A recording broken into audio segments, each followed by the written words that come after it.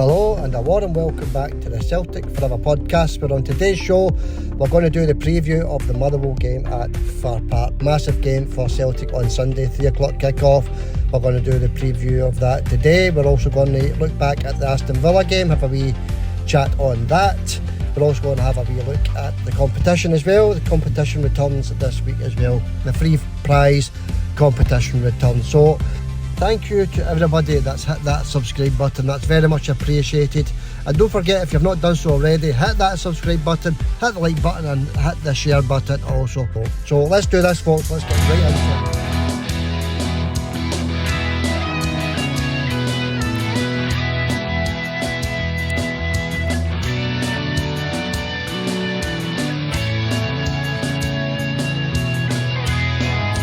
Celtic Forever.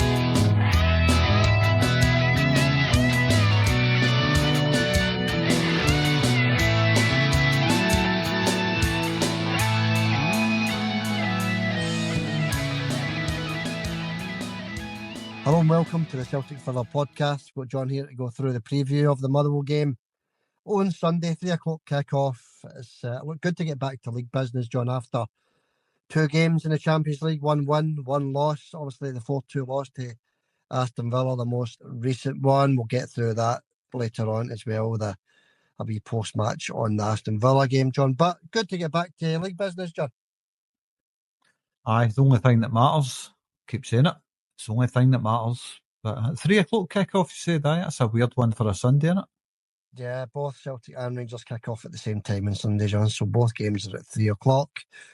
So just a wee chance to keep us well clear at the top of the league by playing Motherwell away from home, who've just obviously lost a manager as well, John, haven't they? So Kettlewell, he's away, John. I think they've got Frails in charge then, John, and I think they're looking to appoint a manager next week. So, hopefully that helps us a wee bit, John. No permanent manager in there, but sometimes you find with these games it's a case of, permanent manager's gone, somebody steps in and does well, John. Sometimes that happens, doesn't it? More often than not, it happens, aye. Stevie Frail's a name I'm very familiar with. I remember his name for all these years ago. I was watching his interview the day. Turned it off at 5 minutes into it. It was boring me, but aye. Kind of looks a bit like Gordon Strachan these days. Yeah, I remember Stevie Frail. Was he the ex-Hearts man, John? Stevie Frail.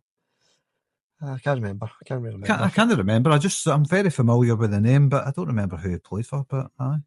Yeah. All right, John, a wee bit of housekeeping. Let's run through a wee bit of that first.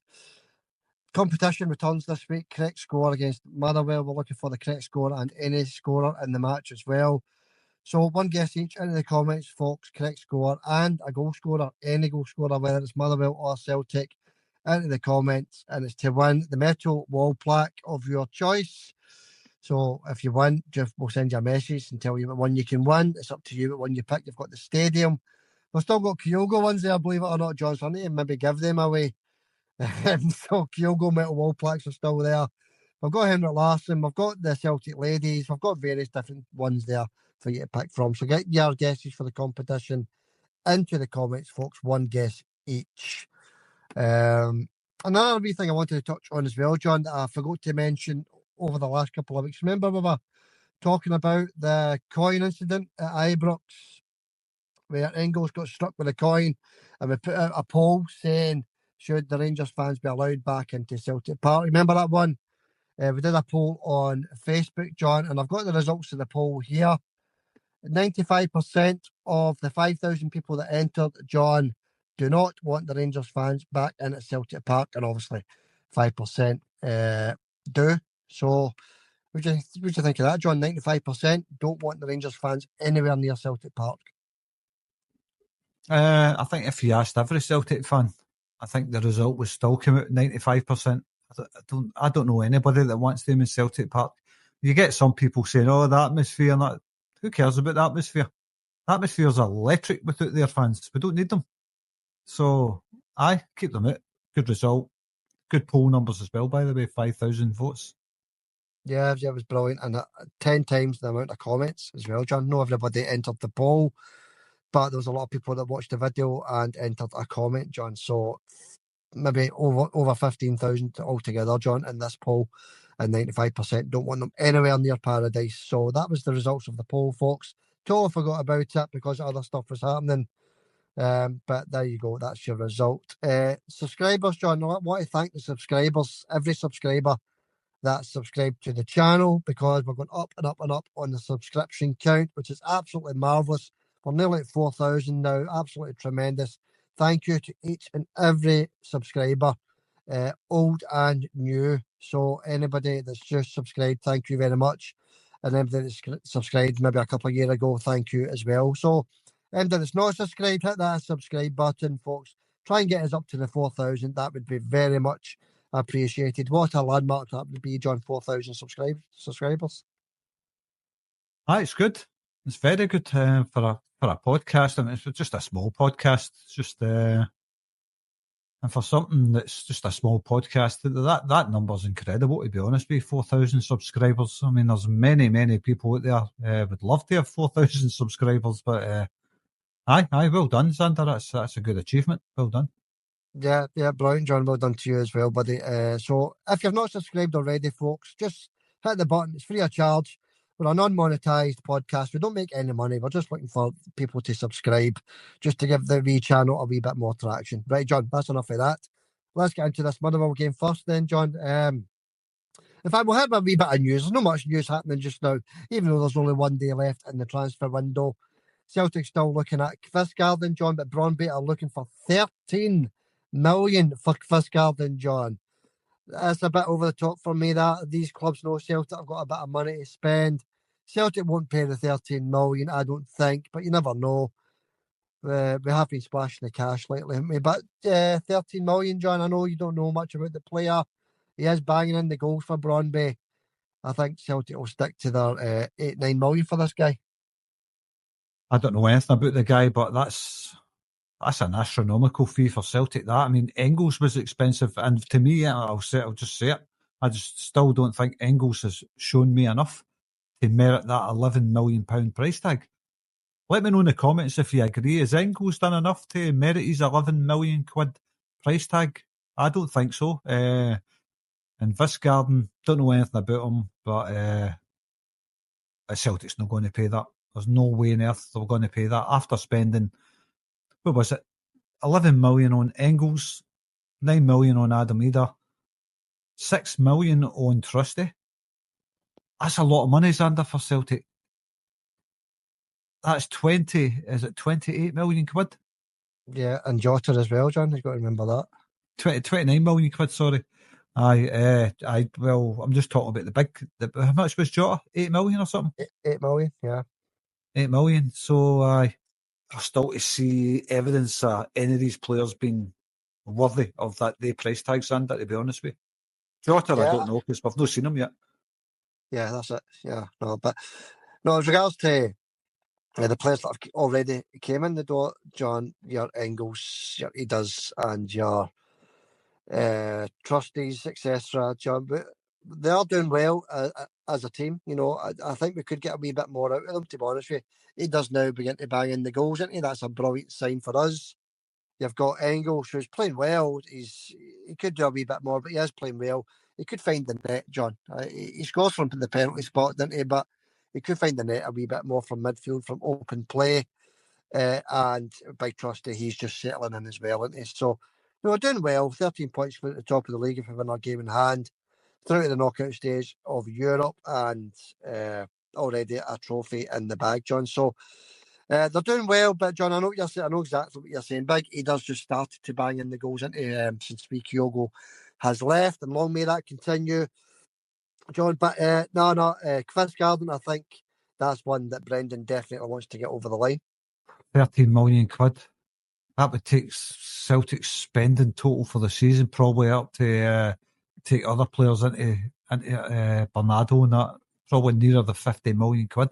That's a lot of money, Xander. A hell of a lot of money for Celtic. Do you think they could have done better in the transfers, or are you happy with that? Well, John, I'm quite happy, to be honest with you. I mean, it's not finished yet either. But we've also got Kieran Tierney over the line as well, John. We've actually signed him in a pre-contract. He's officially a Celtic player in the summer. Looks as though he's going to be staying at Arsenal for the next 6 months, so we're not going to get him any earlier, John. which is tough because we've already sold Alex Valley as well, or we've got rid of Alex Valley, John. I don't know what's quite happened to young Alex Valley. Don't know if he's been sent out on loan or whatever to another club, and his loan has been terminated at Celtic, John. So what do you think of that, Alex Valley leaving the club halfway through his loan? Good luck to Alex Valley, first and foremost.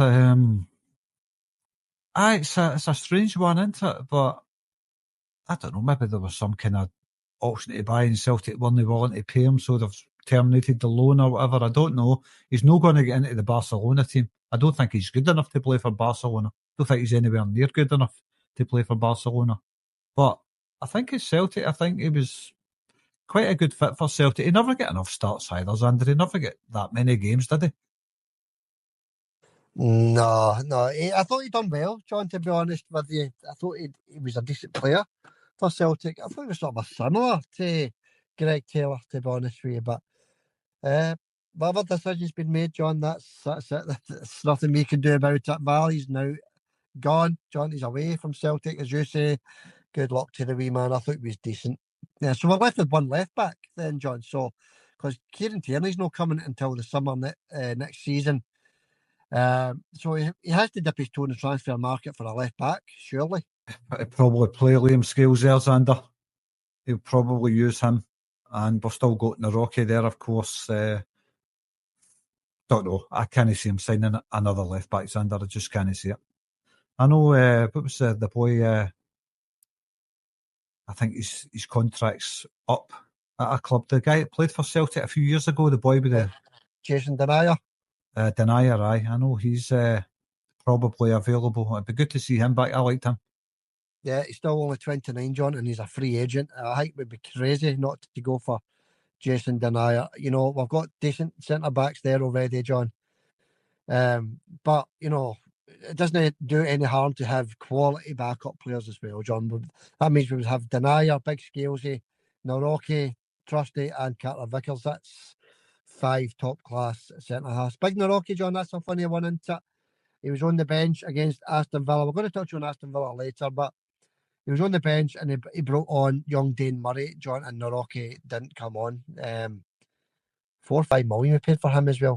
That was very strange. Why have him on the bench, John, if you're not going to bring him on? I don't know. I really don't know. Maybe Brendan likes the look of Dane Murray better than Naroki. I think listen to Brendan's interview of the day. He seems to hold him in quite high regard. I never heard him mention Naroki once.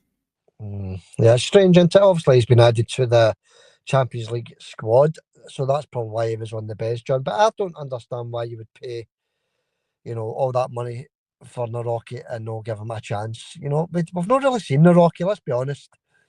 And he brings on Dane Murray, and it was a shame for Dane Murray, you know, giving away that goal in the Villa game. But John, we'll get to that. We will get to that, I promise you, because I want to just wrap up these rumours just now, John. Let's wrap it up. Still no mention of a central defensive midfielder. I don't think Brendan's actually looking for one, is he? So there's no point in us mentioning it, John. If Callum gets injured, he'll just need to throw in Bernardo, Engels, or whoever, John, in that position, like McCowan, or whoever is best at that role, because he's not going to be signing a central defensive midfielder. Apart from that, John, a striker is more or less urgent now. Let's be honest with you. Big Adam Ida, anything happens to him, we're left with nobody up front. We just need to play Dyson out of position and to play Dyson through the middle. But it's good to see big Adam Ida in amongst the goals again, John.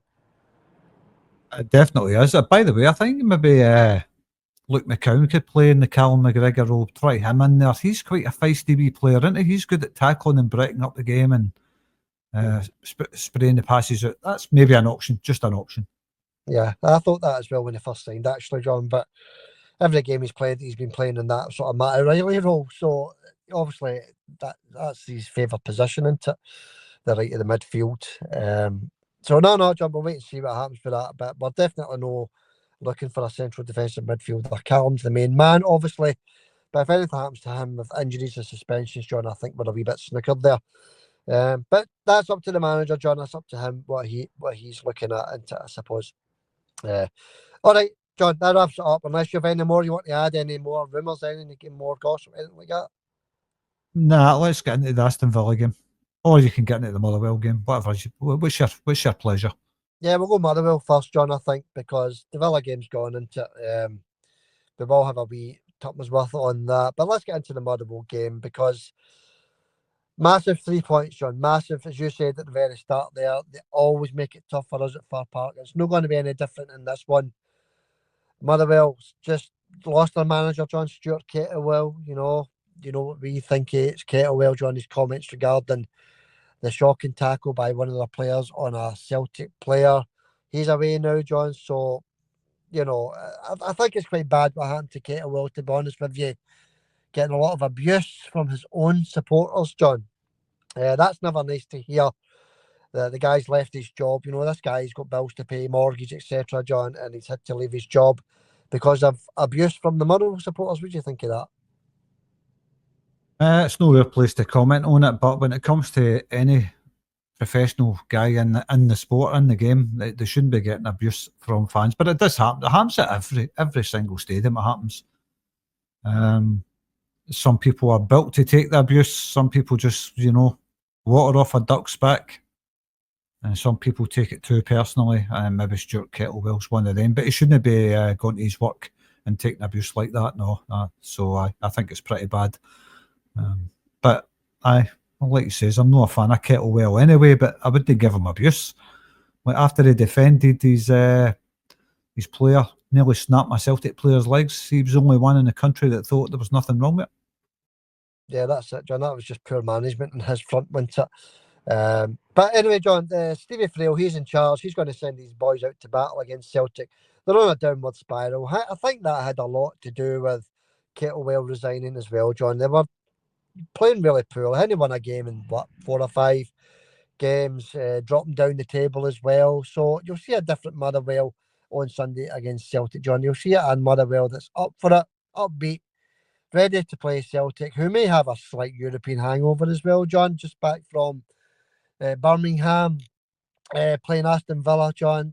So after a defeat as well, putting in all that effort, and maybe Brendan will ring some changes. We don't know what's going to happen, John, but they're going to be up for it anyway, John. And I think the Celtic players will be ready for that because all these teams up their game whenever Celtic come to town. Especially Motherwell. I mean, you see every time we play Motherwell, it's a battle. I mean, they're a good team, Motherwell. They've always had a half decent wee team there. And I think every time Celtic come to town, it's always a battle. So we're not going to expect any different. They're not the type of team to sit off, defend, park the bus on the 18-yard line. They're not that type of team. They'll have a go, Xander. Make no mistake about that. Motherwell is the type of team to have a go, and they will have a go on Sunday, and you're guaranteed that. Yeah, that's it. And what about the frame of mind then, John, the Celtic lads after the defeat in midweek? Where are we as a team? Qualification was already guaranteed in the Champions League. We're now up against Bayern Munich in the round of 16 knockout, John, the playoff. Will the players be on a high? Will they be on a low after losing? I don't know, John. What do you think? It's maybe a wee European hangover there, John, but hopefully we're good enough to get this one over the line, the 3 points. But what do you think, John? Do you think the players, Celtic boys, that is, they think will be up for it? Still crisp and sharp. We've got to remember Jota's going to be playing this one possibly. Big Carter Vickers, I don't know if he's fit yet or not. I've not even looked into it. I don't know if Brendan said anything about Carter Vickers, John. We really missed Vickers when he's not playing, didn't we? But what do you think, John? Do you think it'll be a slight European hangover, or do you think we'll just turn up here and look crisp and sharp like we've done most of the season? I don't think it'll be a European hangover. It might be a wee bit of tiredness, but I don't think it'll be a hangover. I think Celtic acquitted themselves quite well down there. Very unfortunate. The 4-2 scoreline flattered Aston Villa a wee bit, to be honest with you. But we're not here to talk about that right now. We'll get to that. But once the Celtic players come out of that tunnel and they see their way end jam-packed with green and white scarves. I was going to say green and white fans there. green and white scarves and flags and all that. And Celtic, obviously, the away end at Motherwell's, the stand behind the goals, the big double stand. Yeah.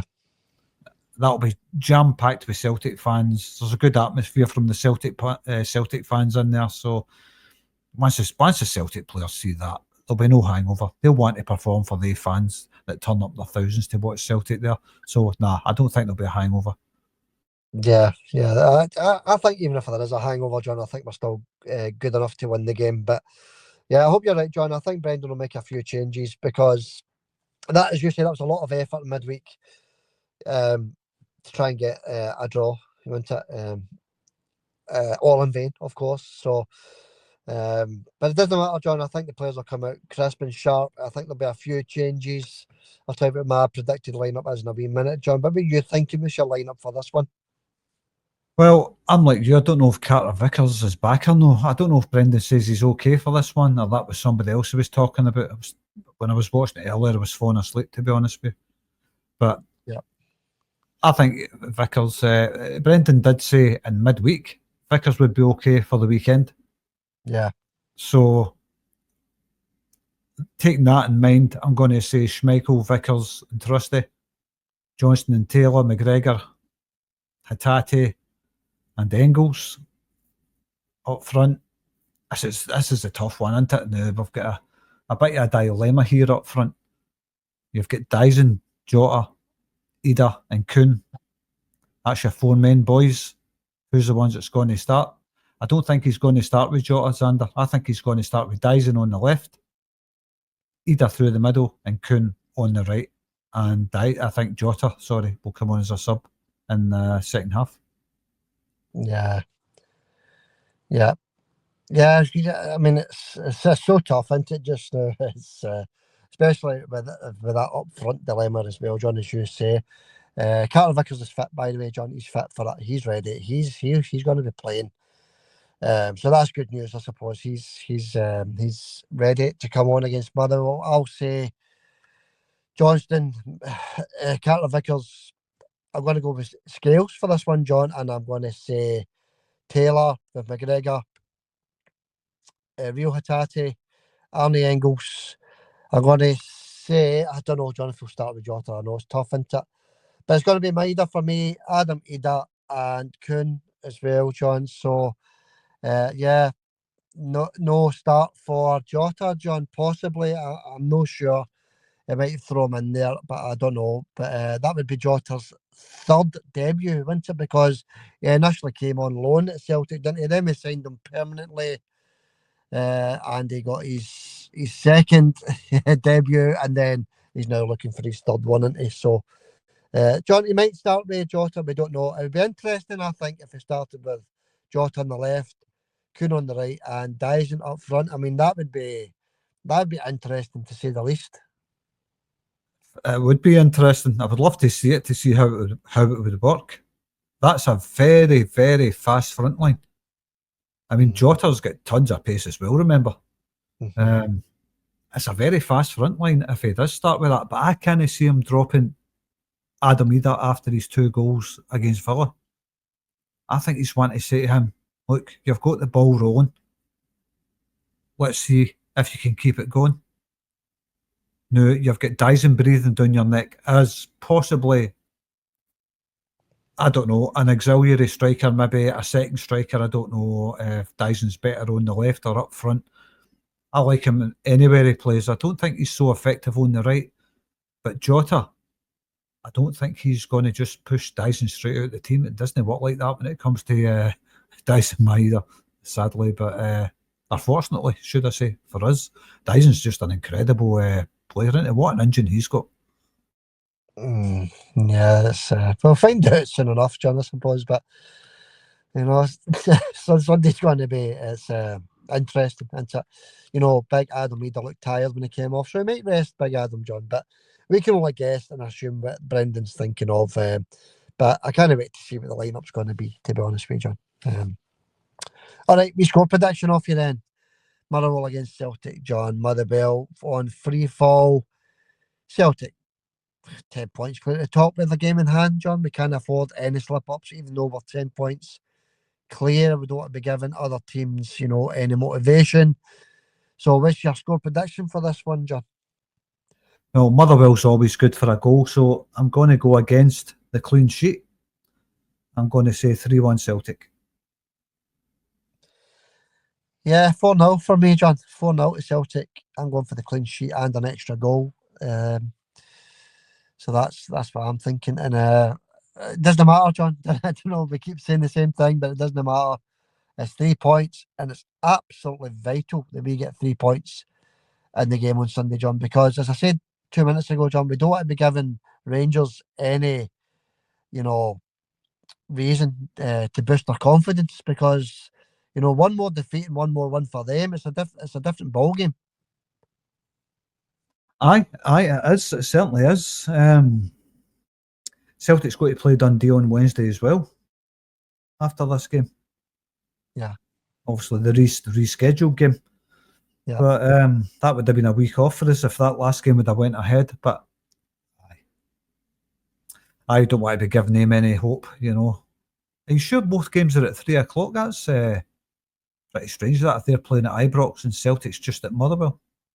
Yeah, that's it, John. Both games at 3 o'clock. Motherwell, Celtic at FIR Park, Rangers, Ross County at Ibrox. Yeah, both. I just double checked that there, John. Yeah, both of them are 3 o'clock kickoff. All right, John, let's run through some quick predictions before we get to the Villa game then. Good luck to Celtic, by the way, on Sunday. That's all we can say. That'll do the preview for just now, John. But we like to do this wee competition. You're 7-2 ahead in the correct score competition. So let's run through it, John. Dundee Hearts. Dundee's strong. They're a strong side, and Hearts are away from home. I can't see anything other than that Dundee win there. I'm going to say 2-1 to Dundee. All right, one each for me there. Hibs Aberdeen. Oh, Aberdeen, how bad are they? I mean, you're talking about Kettlewell, somebody that should have been fired because he's lost so many games. What about this Jimmy Teeling guy at Aberdeen?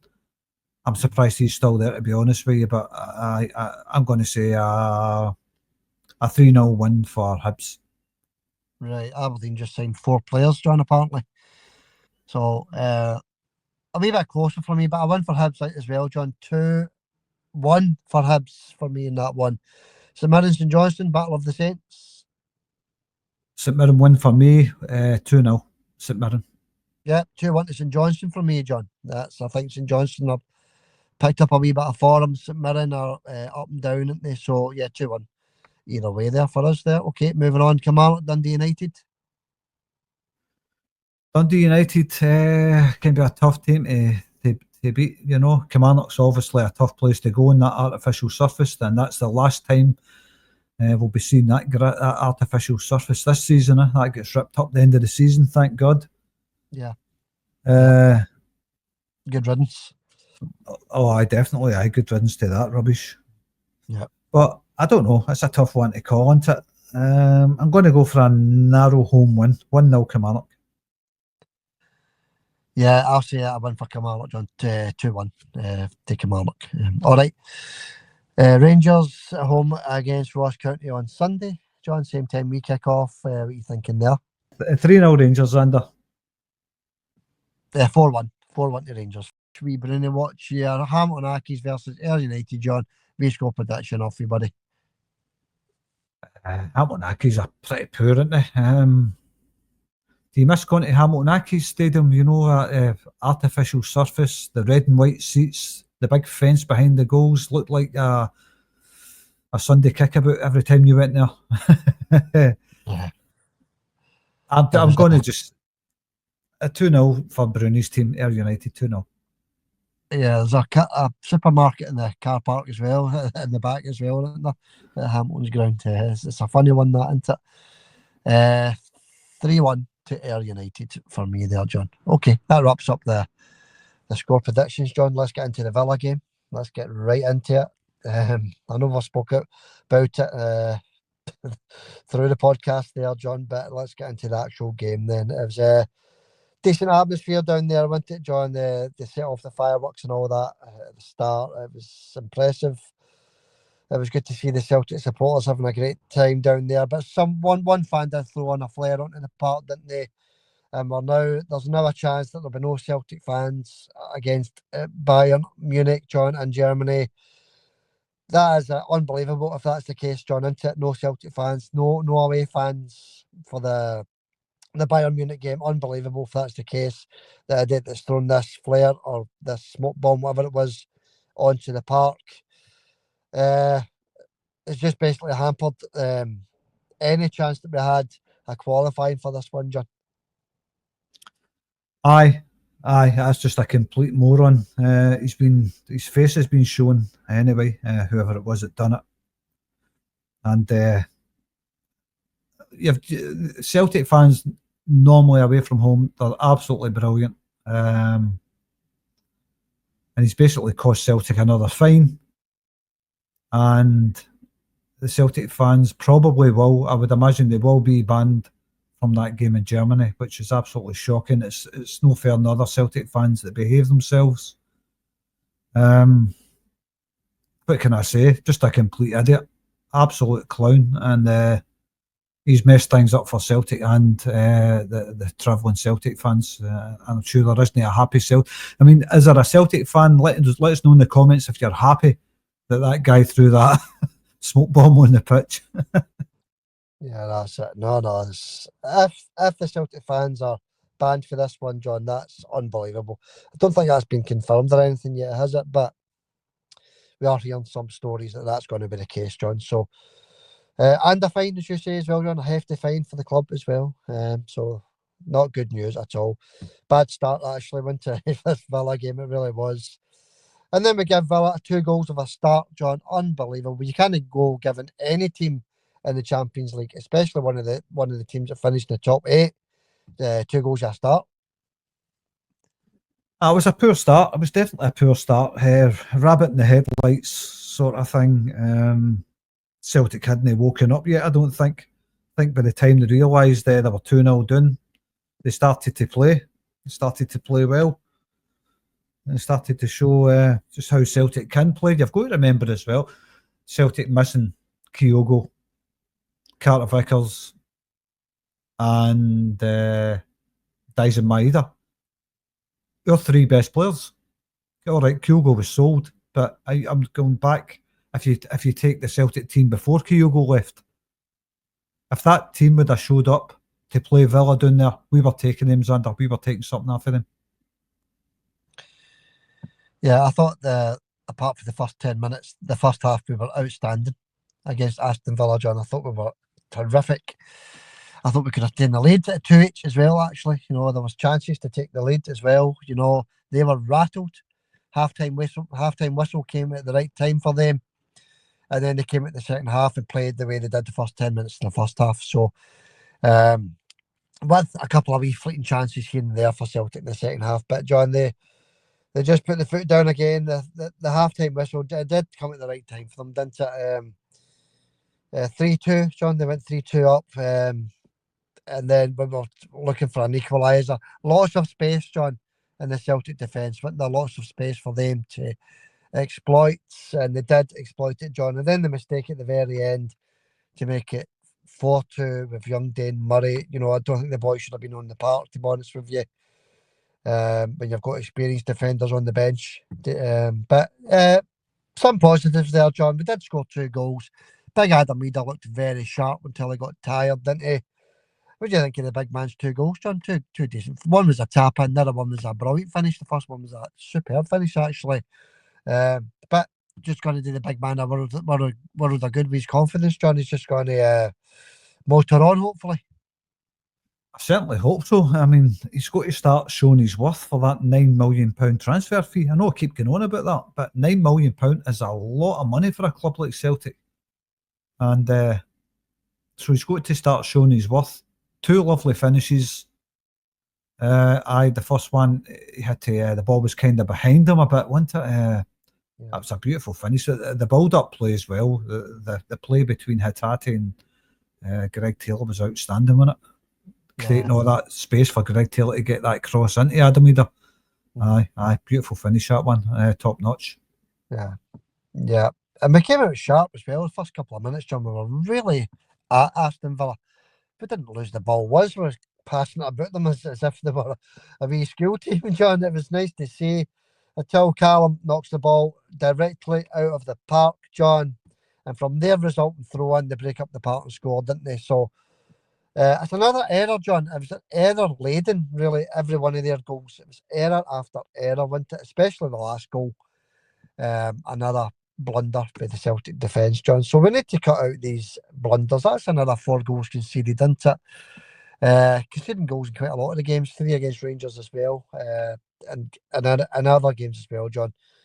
So we need to cut out these stupid mistakes. We really do, especially in the top tier, the Champions League, John. We need to cut out these blunders. But we didn't do ourselves any harm, John, by going down there and getting 2 goals, putting on a really decent performance in that first half. We weren't out of our depth. I don't think some people were saying we were out of our depth.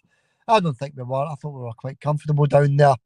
But as I said, John, you can't give teams like Aston Villa a goal, or 2 goals, of a start. You've got to start off at a level playing field, John, and we gave them the 2 goal at a start. And as soon as they scored that 2 goals, the game was over, wasn't it, really? Let's be honest. Aye, it was. Did well to get it back to 2 each. But I don't think Celtic were out of their depth. Like I says, I think Celtic losing their 3 best players for that game. I'm not looking for excuses, but had we went down there with Kyogo, Dyson and Carter Vickers, I think you're looking at a completely different score there. 100%, John. 100%. We would have took something for that game. And I thought Big Trusty did okay against that boy that scored the 2 goals, the guy that slipped at the penalty. I can't remember the boy's name. But I thought Big Trusty did okay against him, to be fair. He didn't really get by him. But no, John, I just think it's gone. The game's gone. But we tried our best. We didn't get the win. We gave a good account of ourselves, but you got to remember the price of their players, John. 60, 70, 80 million pound players there at Aston Villa. So you've got to bear that in mind as well, I suppose, haven't you? Aye, well, you've look, before you move on, you've got to be realistic when it comes to the Champions League. We cannot compete in that league. We're never going to win the Champions League. Never going to win it. We just haven't to get the funds. For us to stand a chance of winning that Champions League, Celtic need to be playing in England or another league somewhere else, one of the top leagues, because playing in Scotland, the way things are now when it comes to players, never going to win the Champions League. So even just getting into the playoffs, not the playoffs, the what do you call it? Whatever it's called. Yeah, playoff. That's a playoff, yeah. That is a playoff. Sorry, Xander, I'm knackered tonight. Even to get into that, it's a great feat for Celtic. Finishing 21st, I think it was, wasn't it? 21st? Yeah. Out of 36 teams. It's a cracking achievement for Celtic. It really is. And to be honest with you, we won't get past this playoff. I don't think there's any chance Celtic's going to knock out Bayern Munich. Call me pessimistic there, but I call myself realistic. I don't think there's any chance Celtic's going to knock out Bayern Munich. Yeah, well, I was looking at that, John. I wouldn't say there's no chance, right? There's always a chance when it comes to Celtic, right? You know that as well, John. I know you're being realistic, right? And I understand that, and it's good to hear. Actually, it's refreshing to hear. But I still think there's a chance, because if it would have been drawn Real Madrid rather than Bayern Munich in this one, John, I would have 100% agreed with you there. But because it's Bayern Munich, and they are not playing as well as what they usually do, John. Know the team that they were. They did finish, they didn't finish in that top 8 either. You've got to bear that in mind as well. So I think, with Jota on board, and then any other signings that we're going to bring in as well, John, I think there is a slight chance we could do it, John. There is very slight, John. Bayern Munich will be overwhelming favourites to put Celtic out of the Champions League. But I agree with you as well, John. What a fantastic achievement to get through to this playoff round. What an achievement by Brendan and the boys there. So congratulations to Celtic and getting into the last It's not the last 16, the 16 playoff round, John, and how unlucky are we, John, that we draw a team like Bayern Munich? It's unbelievable. You know, all the other teams that are in that, 16, John, and we get Bayern Munich. It's unbelievable. But, just imagine we take one or two off Bayern Munich at Celtic Park, John, and then park the bus over in Germany. You just never know.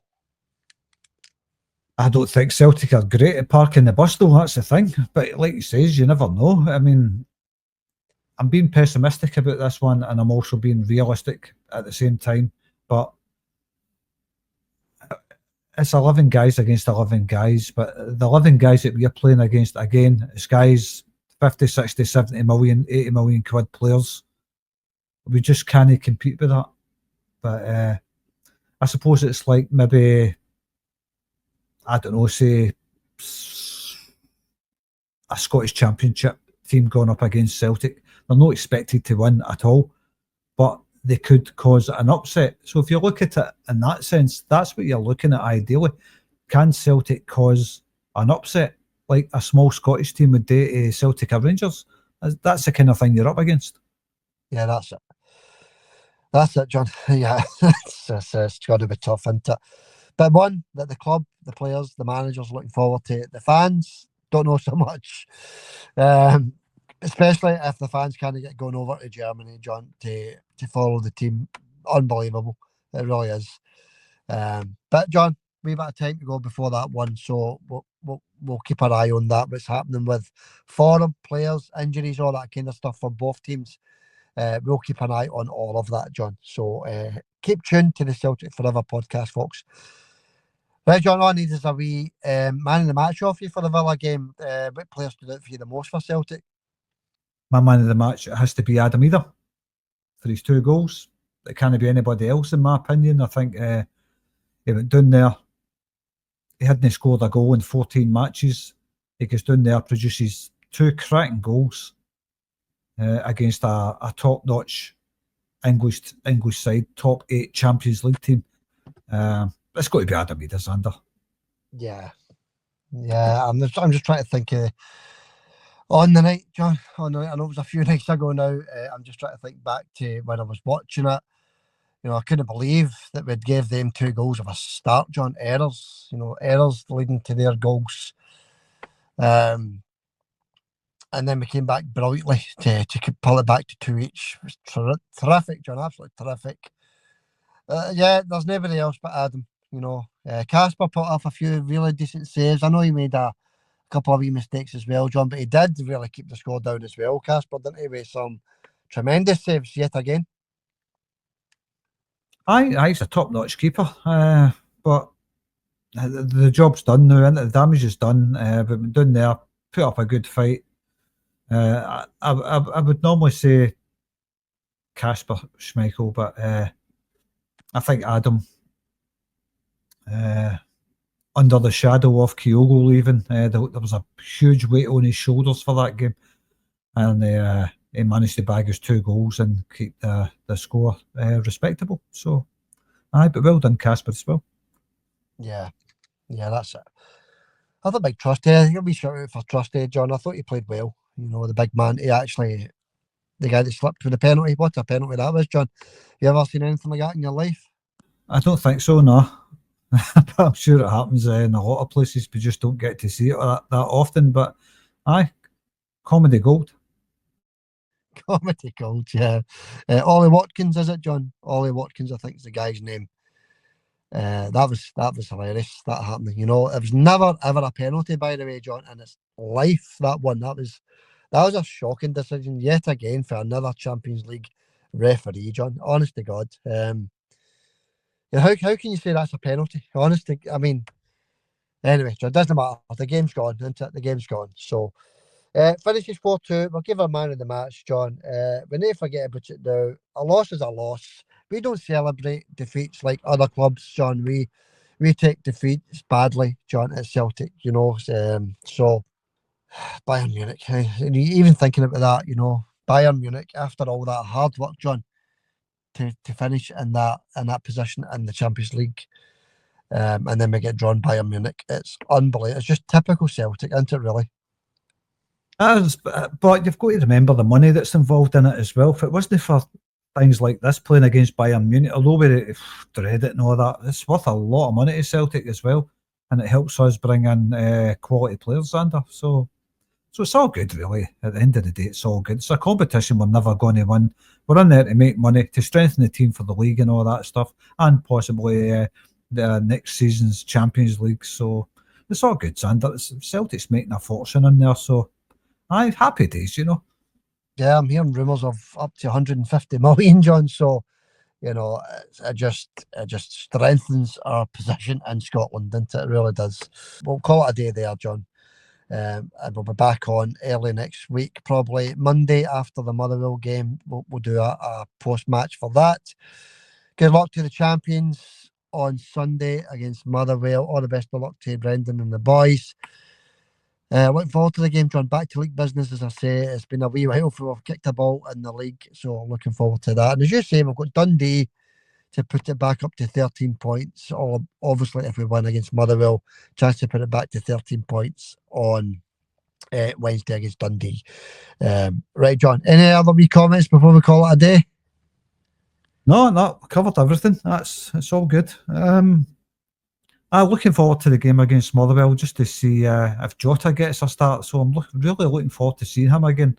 It's going to be interesting to see if he actually starts or not. I don't think he will. I think he'll start with Dyson, and I think he'll bring Jota on when if we're 3-0 up, something like that. But aye, he's good to go. He's in the squad, so he's going to be at least on the bench. So I'm looking forward to seeing that.